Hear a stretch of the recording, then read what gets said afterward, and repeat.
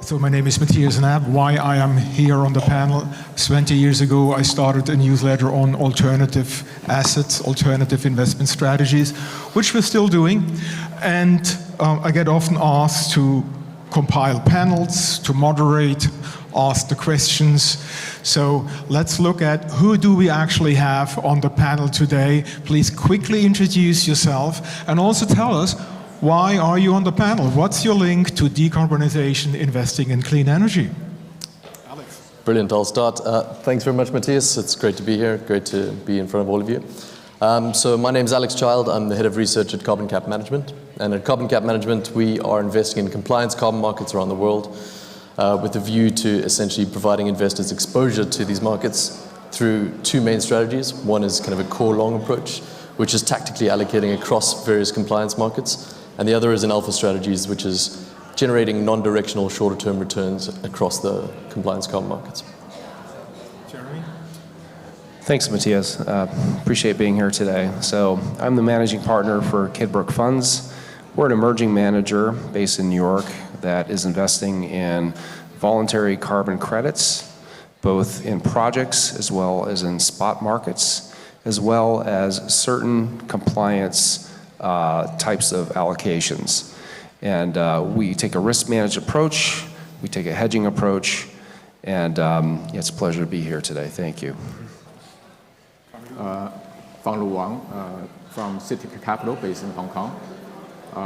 We are pursuing an investment strategy since 12 years ago in terms of energy transition, climate change, by sourcing globally disruptive technologies and products and service to benefit the broad Asian markets. So we have seen a clear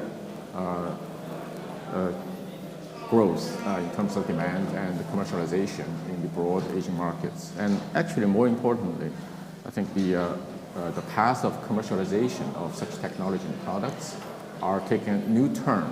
That is, the technologies now can be commercialized in developing economies earlier than the developed markets. So the waterfall, as I say, Hello? Yeah.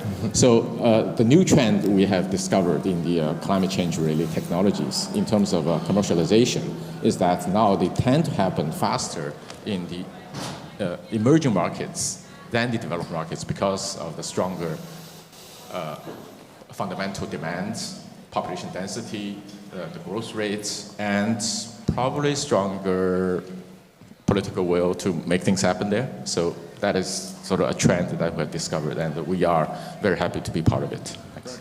So let's just step back and really try to look at and define why is this theme, decarbonization, clean energy, why is this important? Why should we, as individuals, as investment managers, as investors, look at this? Why is it important? Alex? Sure, so I guess I'll say there are two main overarching reasons. So the first is existential risk. So the reason why we invest in clean energy and try to solve climate change is because we will, future generations will not be around if we don't.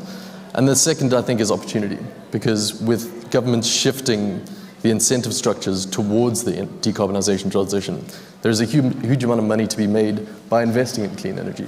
So I think it's on both sides, the existential risk and the massive opportunity set. Jeremy?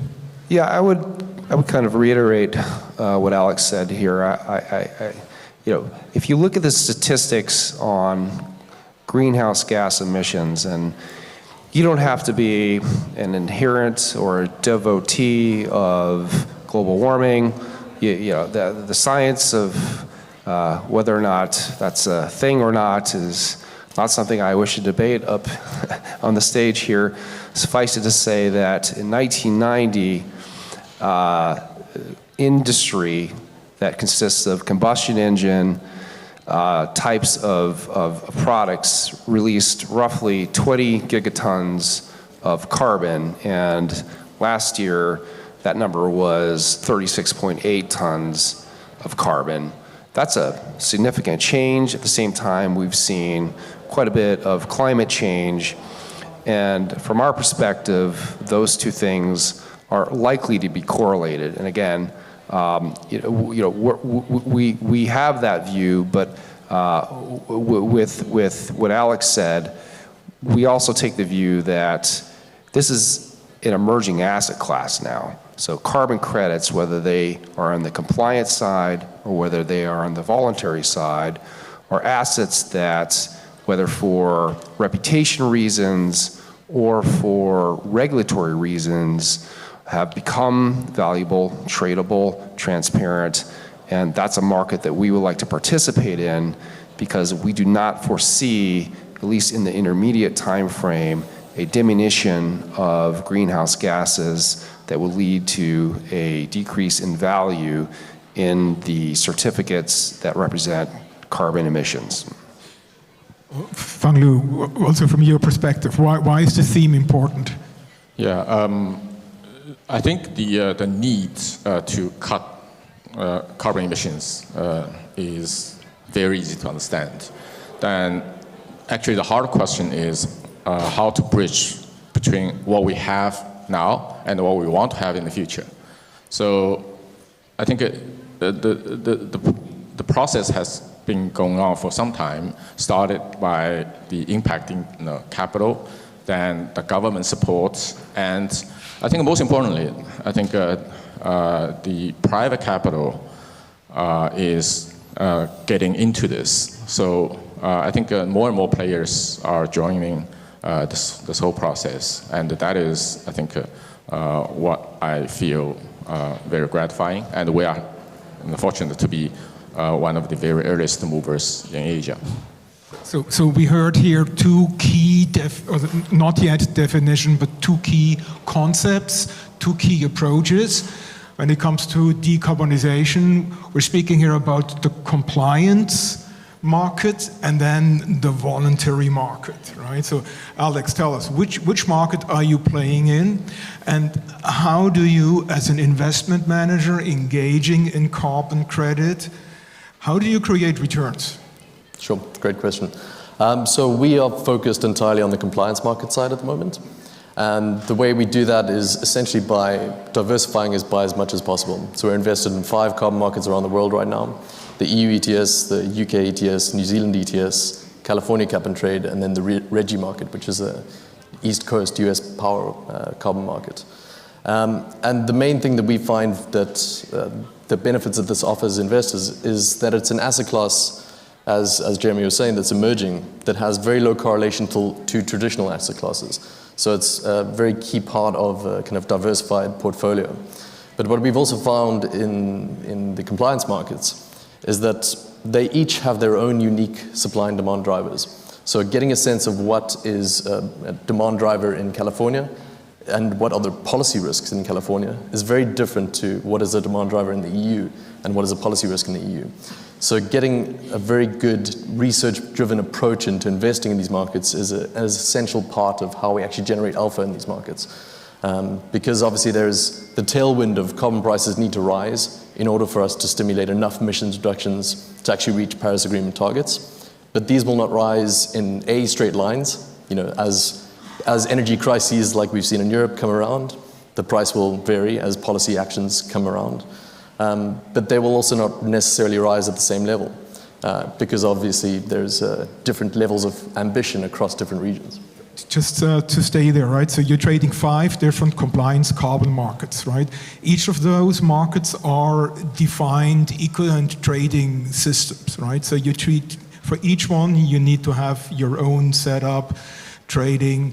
There's no arbitrage between those 5 or something like that? Limited. I mean, what we've found is that there's very little correlation both of carbon to traditional asset classes, but also with individual carbon markets. There's very low correlation because of the fact that you can't use a California allowance for your EU compliance, so there's no fungibility. So there's limited arbitrage opportunities across the markets at the moment. As markets expand into new regions, into new sectors, there may be growing opportunities there, particularly as certain regions' carbon markets might be more correlated in the future. But we do see this as an opportunity space that is growing ever more because new regions are introducing new carbon markets, like China just recently launched a carbon market. Mexico is going through its pilot stages. But also existing carbon markets are expanding in scope, so into new sectors or in the US examples, within state carbon markets are actually expanding into new states. So that's the way. So before we go to the voluntary markets, I really want to understand this compliant thing here, right? So you mentioned as these markets grow, right? Do you have some data that helps us understand the growth that is going on in each of these markets or those markets combined to give us an idea about the dynamism and the growth and the trajectory here of these markets? Sure, I guess all of the data that's available in compliance carbon markets is all pretty publicly available, so it's all observable. When we look at the different size dynamics across the markets, the EU is around 1.3 billion tons, whereas the California market is around 350 million tons. So that's just to give you a sense of the size disparity there. Then obviously the Reggie market is around 100 million tons, New Zealand is around 40. So the different sizes in these markets is quite extreme, and the liquidity kind of follows suit with the sizes. So most of the liquidity in the carbon markets and the compliance carbon markets is currently in the EU. You could say that represents around 70% of the liquidity, but this could also increase in the future as China expands their carbon market, not just to coal power plants, but into new sectors. Then we can really start to see this market exploding quite a lot. And is that happening in China? Slowly but surely. So we require a market to reach certain levels of eligibility before we invest. And currently China doesn't pass on a few metrics. One of the key being the low levels of liquidity, but also the low levels of environmental ambition in the Chinese carbon market at the moment. Because right now it's got a cap that's based on emissions intensity rather than an absolute cap. So you can still see emissions rising even though your cap is declining because your intensity is improving. So there are a number of metrics that need to be passed first. So let's look at the voluntary compliance markets, right? And same question to you, Jeremy, right? What are voluntary compliance, voluntary carbon markets? How do you trade them? How do you generate returns? So in distinction to the compliance markets, the voluntary markets are, as it sounds, they are voluntary purchases traditionally by corporate buyers. And so if you take a look at recent information released by I believe the World Bank, of the 2,000 largest publicly traded companies, 21% of them have net zero pledges by 2050. Now, that number is probably going to increase, but 21% of the 2,000 largest publicly traded companies in the world represents $14 trillion in sales. So these are significant markets. They are yet to develop in the sense that the compliance market is a much smaller market as compared, the voluntary market, is a much smaller market as compared to the compliance market. Right now, the voluntary market is growing at an exponential rate. In 2019, the notional size of the market was roughly $750 million total. Last year, it's $2 billion, again, $2 billion total. And McKinsey estimates that this market is going to grow 15 times by 2030. And so the idea here is that corporate citizens of the world, whatever their motivation for net zero is, reputation risk, efficiency of operations, regulatory burdens, they are going to continue to purchase voluntary carbon credits. And voluntary carbon credits is really quite a mushy description of the market. Voluntary carbon credits mean a whole bunch of different things. They mean afforestation, reforestation, blue credits, biochar, renewable energy. So there's a whole panoply of different types of credits. And the way that we view the world is that over the next intermediate time frame, which is 5 years for us, there will be a bifurcation within the voluntary carbon market between high quality and low quality carbon credits. Up until now, that bifurcation has not been very strict. It's been lazy. Both the buyers, the sellers, the registries, as well as any of the service providers, the project managers, they've done, in our estimation, only a middling job of figuring out what's good and what's bad. And so our job as an investment manager and how we make alpha is effectively to ascertain what is a high quality voluntary carbon credit. Exactly. So we got an idea about the compliance markets, right? So there is carbon, it has a price, you can change it, you can trade it. What's the investment process as a professional investment manager on the voluntary carbon markets, right? How do you invest? How do you select? How does it look like there? Well, you have to go back a little bit in time to understand exactly. Give us the elevator pitch. The elevator pitch is basically we are in version 2.0 of the voluntary carbon markets. The 1.0 was post-Kyoto protocols. A lot of carbon credits were flooded to the market. Those carbon credits were not high quality. They didn't have any kind of verification protocols around them. Now we're in version 2.0 of the market, and ascertaining quality is a lot easier. And I would argue that we are now transitioning into 2.5 of the market. Just March 31st, a couple days ago, the core compliance protocols were released by what's called the ICVCM. And believe you me, in this market, there are just an innumerable amount of TLAs, three-letter acronyms, four-letter acronyms. I won't bore you with all of them, but the issue here is that there are regulations, there are protocols, there are basic guidelines as to what makes a good quality carbon credit and what makes a bad quality carbon credit. So the first thing we do is we basically take away anything that would fall into the bucket of low quality, and from that, our preference is always to look at assets that have something called additionality.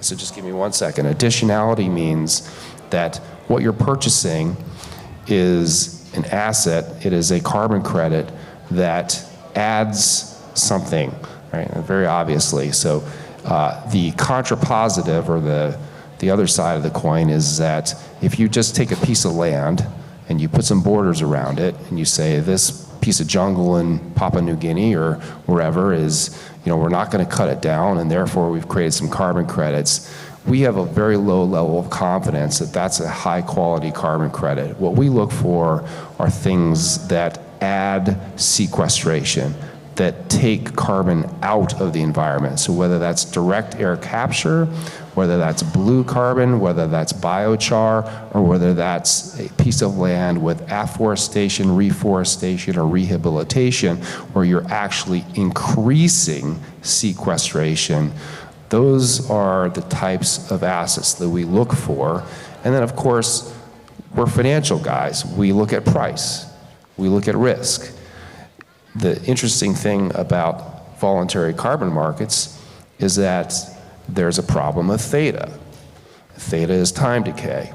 So a 2027 voluntary carbon credit is typically priced higher than a 2024 carbon credit. So we need to manage around that as well. And then lastly, there's an entire futures market that we can hedge some of these exposures with, because if we buy and we take warehouse risk, we don't just want to sit on that inactively under certain circumstances. And we agree with Alex that there are some levels of decorrelation. We would still think that under certain circumstances, correlations cannot be avoided, so we would hedge those risks in the futures market. Right. So, ladies and gentlemen, right, this is a niche strategy. This is a new strategy. There are very few players in these strategies, right? And you have two real experts who have been doing this with their companies for some time now, successfully. If you have any question, we're doing this for you, right? Use the opportunity. Anybody wants to know anything about compliance, voluntary carbon markets? Yes, please. One question. The guy, yes, white shirt, yes. Just to Alex, I was just wondering, on the compliance market, how vulnerable are you to regulatory change? How solid are these regs? Aren't these assets inherently very subject to potential reg change, and for that reason, not that valuable? Put the mic a bit closer. It's a bit hard to understand. Can you repeat the question? Yeah. Sure. I think the question was, are you very vulnerable in compliance markets to regulatory change because of how important regulation is in the framework of these markets? And you're completely right. These markets are, what people see as regulatory markets. So it's completely determined by regulation. One half of the supply and demand equation is entirely just regulation. And to be honest, that is a major risk factor. But that is also why we have such a strict market entry assessment framework. So we want to make sure that the legislative environment is completely solid for any market that we actually enter. So that's one of the reasons why we haven't entered into China yet, because there's so little transparency around the legislative process there. Whereas in the EU, if any changes to the EU carbon market need to happen, it needs to go through European Commission, European Council, European Parliament, and it needs to go through this triumvirate of kind of agreement before any changes can be made. So the stickiness of the legislative regulatory framework is important. And it's also one of the things that is very beneficial in the US markets. So in California, they've gone through a number of lawsuits against the California air regulator, but each time they have managed to actually kind of win their regulation. And similar within various states within RGGI, each individual state, after it goes through a new kind of governor election, sometimes you can get a Republican coming in, and then that can change whether they want to actually be within the carbon market or not. But all of this to say is that is why analyzing policy risk is a key part of our investment process. So we keep a very close eye on the ground as to what's actually happening in the parliamentarian and the political sentiment world. But it's something that you can't avoid in the carbon markets. Any other question? Yes, in the back.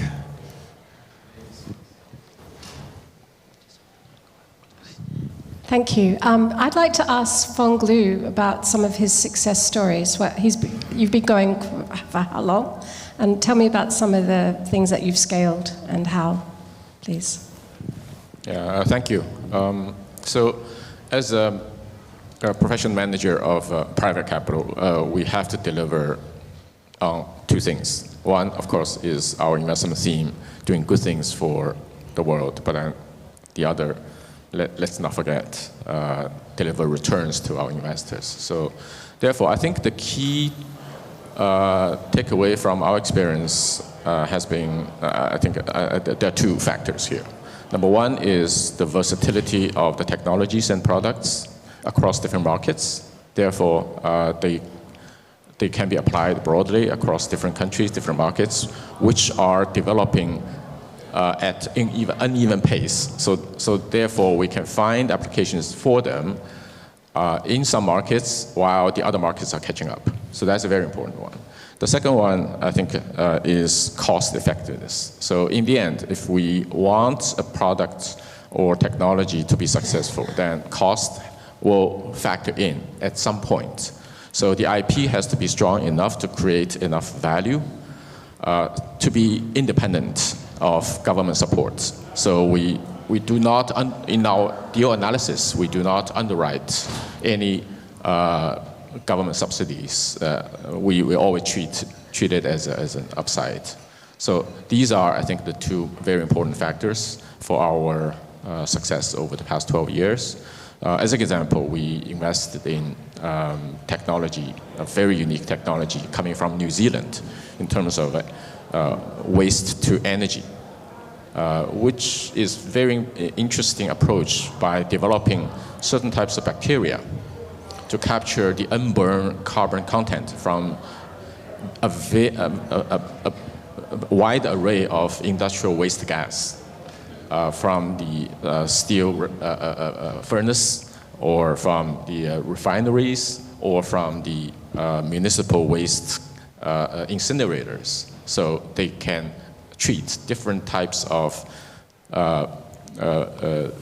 waste gas and produce very high quality ethanol that can be refined and used for aviation and for other purposes like textile for sportswear adopted by Lululemon, Adidas, Zara, and so on, right? So I think the internal value created is a very important consideration for ourselves because that is probably the best protection for our investment and success for the customers. Right. So the big theme is, of course, energy transition, right? Within that, we're looking at clean energy. And decarbonization is, of course, one important aspect. There was one question, and then you will be second. Yes. Hi, thank you. My name is Guy Silva from Tax Capital. Thanks, Matthias. Nice to see you here today. It's a question to the panel. It relates as well to regulation geopolitics. With the recent change in government in Brazil, environment became top priority in the agenda. So President Lula is actually going to China now to see Xi, the Chinese leader. And on top of the agenda is the potential creation of a Brazilian standard for carbon credit to help protect not only the Amazon, but other initiatives of environment in Brazil. And he wants Chinese government to back this standard. So when there's an investment in infrastructure in Latin America, other place, you're carbon neutral if you're using this standard. That's kind of ambitious. So my question to you guys, do you guys think this can fly? This can be a game changer for the industry, both regulator compliant and voluntarily? And do you think other countries like European Union or US would be open to accept this Brazilian Amazon kind of carbon credit standard? Thank you.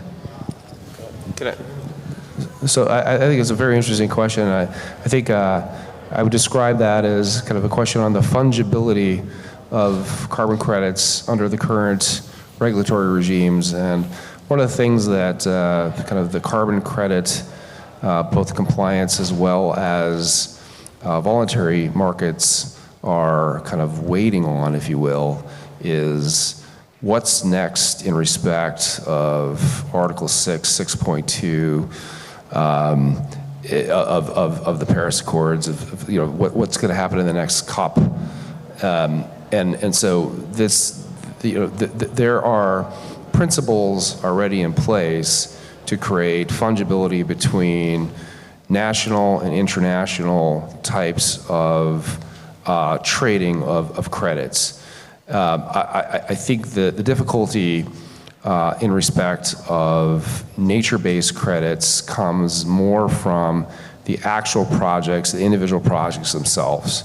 We've seen recently a lot of bad press about various types of nature-based credits that have bad baseline measurements, bad sequestration measurements.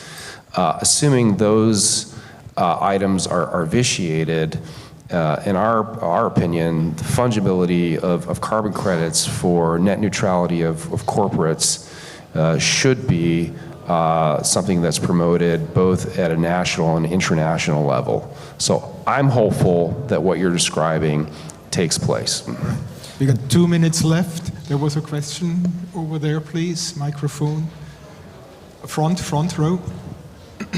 Yeah, thank you. Thank you.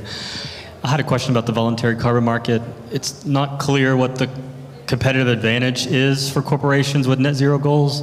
It could be just PR, and I think that's fine, but can you describe what prevents corporates from just choosing the cheapest carbon credits? Is there a role for regulators, like what you see perhaps with the greenwashing regulation with the SEC? But just in general, I don't really see why corporates would pay a premium for carbon credits if there's not much comparison between corporate competitive, players. Well, you highlighted, a very difficult problem. So both The Guardian and also Bloomberg have done an excellent study, investigative study, on quite a bit of the net neutrality neutrality, not net neutrality. The neutrality claims have been made over the last 18 months by some large purchasers, Delta Airlines, et cetera. And it looks as though a lot of those credits are not viable. They're bunk. So if you are a corporate treasury and you can buy credits at $2 per metric ton rather than 14 per metric ton, what's your incentive? And the answer at this point in time is there's not a regulatory reason not to do that, but there certainly is a reputational reason not to do that. And I think after this level of indigestion, the market has repriced, and I think it's on to accepting, again, what has newly been released as the core carbon principles. If I'm a corporate issuer, what I don't want to do is I don't want to have a big greenhouse gas emission balance sheet and then claim publicly that I've been a good boy and I vitiated those credit, that spend, and it comes out later that I've actually bought a bunch of crap. Yeah.